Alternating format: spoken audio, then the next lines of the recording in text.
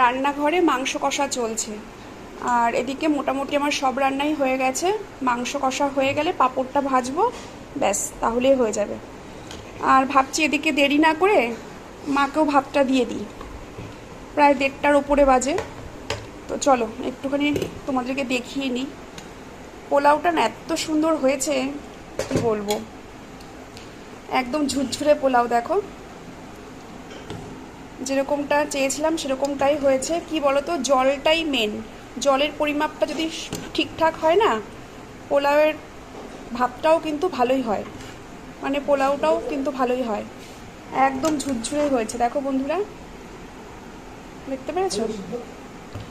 আর এদিকে কষা মাংস ওই যে টেস্ট করছে মেয়ে। বাবা বলছে দেখ তো মুখে দিয়ে ও সেদ্ধ হয়েছে কিনা।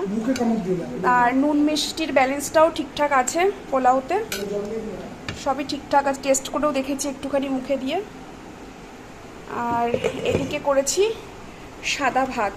তোমাদের দাদা ভাই আর মা পোলাও খাওয়ার পরও একটুখানি যদি সাদা ভাত খায় ওই জন্য করে রেখেছি।